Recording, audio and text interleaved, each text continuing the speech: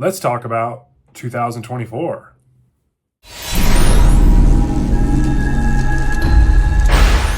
Welcome back to Kevin's Whole Reads, where I am going to be discussing kind of my year in review. And so we're going to talk about 2024, talk about things I did on reading-wise, things I did on the channel, looking back, what did I learn? I know a lot of people are interested, hey, what did you learn from YouTube? And then also looking ahead. So we're going to dive right into this thing. First and foremost, we're going to talk about what I read in 2024. So let's dive into some reading stats. And so I am going to finish the year with 159 books. I have about 3 chapters left in the book number 4 of the Evan Tanner series, The Scoreless Tie. Book review will be coming out later this week. I get on these videos, I start coughing. It's crazy. But anyways, 159 books. It's a lot. It's way too much, actually. Now, albeit I read quite a bit of Louis L'Amour, I read quite a bit of shorter books, and I'm going to continue that trend in 2025 because I also am going to be reading some big books, fantasy books, nonfiction books. So, yeah. So, we're going to talk about that, but yeah, I expect the number to be way down in 2025, and I'm okay with that because I'm trying to find balance and consistency with reading, doing reviews, doing stuff on the channel, and making it all work. And yeah, we'll talk about that as well. But let's talk about what I read before I get too far into the weeds here. Let's talk about some kind of milestones in my reading stats. I finished the Lucas Davenport series. That was a big thing. I finished the 2 Letty Davenport books, the Virgil Flowers Lucas Davenport books. So I'm currently caught up with all of the Lucas Davenport series. It's a big one, over 30 books, plus the 2 Letty Davenport books, so I'm really happy about that. I finished my reread of the current 17 books in the Dresden Files. I've read Dresden Files twice now. I really love Jim Butcher. The Dresden Files are fantastic. I could not wait for book 18. I finished a reread of the Kidd and Llewellyn books, the 4 Kidd and Llewellyn books by John Sanford. I really enjoyed that. It's really good. Those are some of my favorite books, although some people think they're kind of dated, but I really enjoy them. I read 2 nonfiction books in November. I read Mary Roach's Stiff, and I read Jack Miles's A God, an Autobiography. Those are really good. I really enjoyed those. Thanks again to Steve Donahue for that. He's the one that recommended that via a nonfiction starter pack video that I picked up on. I also completed my reading of all of Stephen King's works. It's taken many years, but I got that accomplished in 2024. I read all of the Harry Potter books, and wow, I got my first 5-star review from book number 4, The Goblet of Fire. I really loved Harry Potter. It was definitely one of those series like, why did I wait so long? I read 11 Louis L'Amour books in 2024. I've never read a Louis L'Amour book until this year, and I've got to say his writing is right up my alley. I like shorter stuff, but I like long fantasy books too. I know I'm kind of wishy-washy, but I like Louis L'Amour's writing. As a matter of fact, you kind of know what you're going to get. Some people think he's kind of typecasted. You know, he writes kind of the same thing. I enjoy him. I think they are there's some that are better than others, but I've really enjoyed them. And I've really enjoyed Louis L'Amour. It's been great. I read 37 short stories, not including the Sherlock Holmes series and the Conan series that I've been doing. But I started the Saturday Shorts, I think it was in August, and since then I read 37 short stories in 2024 in that series, and I've really enjoyed doing Saturday Shorts. It definitely going to continue that, and we'll talk about that as well. I DNF'd 2 books. I got a book mail from Hyde and Reed. It was Have Brides Will Travel by William Johnstone. It wasn't for me. And then I DNF'd The Spear Cuts Through Water by Simon Jimenez. It got into some stuff, and I was just kind of like, there's so much else I want to read. And I think I've matured in that. I used to be very obstinate. I had to read them. Even if I was bored, I just hate reading the things, and I'm maturing. I finished all of the Matthew Scudder books by Lawrence Block, including the novella. I'm really happy about that. I also reread the John Keller Hitman series by Lawrence Block. That was really good. I enjoyed that. And then I went and did some updating in my file. I have a bunch of series, series that I finished, series that I'm continuing to work on, and series that you all have shared with me that I've kind of got on my list here that I want to start at some point. And I did some kind of calculations. Okay, so I've got series that I'm kind of working my way through: Tracy Crosswhite, Cork O'Connor, Evan Tanner, now Harry Bosch. And so I have 13 series open that I'm currently reading. Some I'm a couple books in, some I'm a little deeper in. But yeah, 13 open series right now. I like series. So let's talk a little bit about channel stats for this past year. Obviously, some major milestones. I eclipsed 725 subscribers since I launched my YouTube channel in March. I eclipsed my 440th video. Probably by the end of this week, I'll have 450 videos. I mean, that's crazy. I eclipsed 2,000 watch hours on the channel, which I thought was crazy. I did 58 videos in October. Still my highest month in terms of video output. And in doing so, I learned why that was completely stupid. And I've definitely taken a step back from that. I've eclipsed the 50,000 view mark. I thought that was a major milestone. I'm happy about that. My top 10 books, I did a video early on where I talked about my top 10 books at that point in my life. It has eclipsed over 1,100 views, which I thought was great. It's my only video to hit 1,000 views so far. I have a couple that are working their way up there, but that was really cool as well. Let's talk about looking back, and some of the things that transpired over the course of 2024. I started doing some video editing. Originally when I started doing videos, it would just I turned the camera on my phone and I'm like, here it is, and then upload. And it was definitely easier. It was quicker. And so then I started doing some video editing, and it's been good. If I'm going to blame anyone, I'm going to blame Dr. Logan at Novel Insights. He's the one that, hey, I have this, I use this free app. You should try it. And the next thing I was like, I started it, and I don't know if you saw the progression, if you've been a long-time subscriber, but I started doing video editing, and it was really funny, and I was adding all these memes and laughs and jokes and about everything, and I'm like, okay, whoa. People are going to get a little sick of that every 5 seconds, so then I kind of slowly, okay, how can I polish it, make it a little more mature? And so I started doing some video editing. I probably won't edit this video at all because this is more discussionary, but you get the hint. Video editing is great. I think it adds a lot, doing intros, outros, transitions, dropping stuff down, comments, channels, showcasing things. I think that they're all great tools. They do take time, and time spent editing is time spent not doing new content, or time not spent reading, or time not spent with your family. So there was a balance of that. I started doing some streams. I've been streaming with Logan. We did a couple books and dumpster fire discussions, and that was really fun. I launched the Sherlock Holmes series. I launched the Conan series. Those all have been great. We started our wagon train read along of the Sackett series. And that has been a lot of fun. We're continuing on in January with books 7 and 8 in the Sackett series. I think it's great. Although some people are getting a little burnt and they needed December to kind of rest up. Hopefully they're ready to go because January's tomorrow. So let's go. I also did a lot of sharing, a lot of posting, and I continue to do so. I've done a lot of paying it forward to channels. I got a lot of help when I started out, and I wanted to make sure I paid that as well to other channels. Saturday Shorts, like I said, that's still one of my favorite videos of the week. I'm starting to promote self-published authors, independent authors in my weekly wrap-ups. I think it's great. I'm also getting self-published authors reaching out about reading their books, which I plan to do some in 2025. Mini buddy reads. I've got a bunch lined up for 2025, which is great.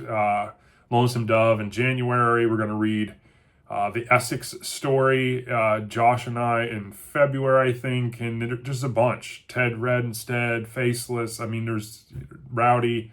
There's a bunch of buddy reads going on. So more group streams I think would be great as well. I've got asked to be in a couple starting off the year, and so I'm looking forward to that. Slowing down a bit.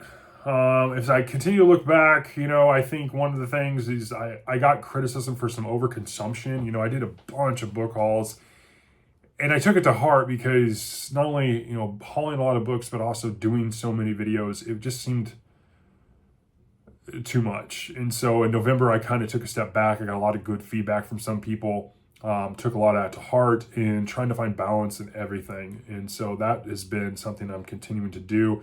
Obviously, a lot of people still tote the fact that I put out so much content, but I am trying to balance it. I got to the point where it's 2 videos a day, and that was just nuts. And it's not, I still do a couple days here and there where I'll do multiple videos, but most of the time it's a video a day.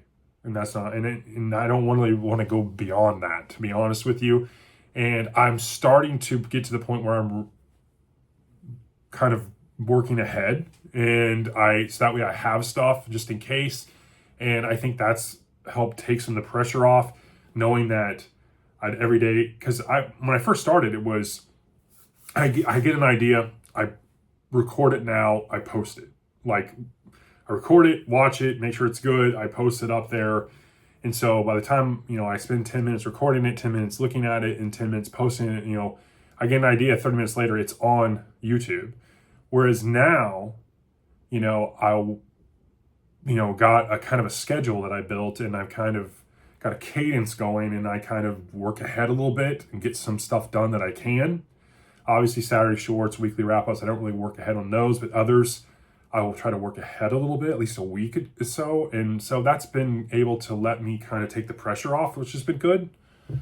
I'm continuing to answer all the comments.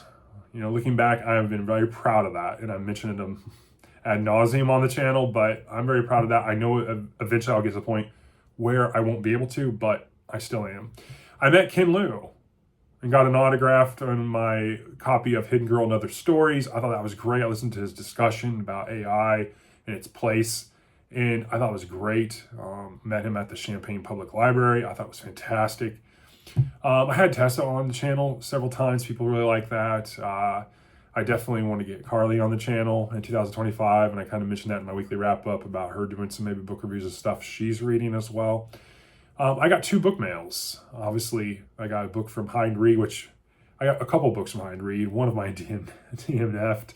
But then I got a great brand new hardback copy of Jurassic Park up there from Christina at Paper Pages Possibilities. It was fantastic. I've still been over the moon about that.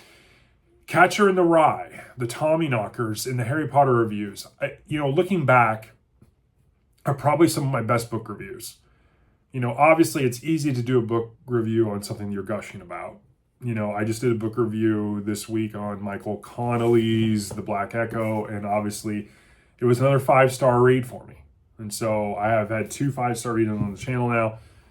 Obviously it's easy to gush about those books, but looking back, Tommy Knockers was such a huge surprise. Catcher in the Rye is such a classic book. Obviously Pat at Book Chat with Pat was really enamored by me doing that. It's one of her favorite books as well. And so I enjoyed that, and then the Harry Potter books, I was so shocked, similar to Tommy Knockers, that I just really enjoyed it. And so that's kind of looking back. So I also wanted to throw in here, I know this is going to be a longer video for you all. What did I learn in 9 months on YouTube? And so, first and foremost, it's a hobby.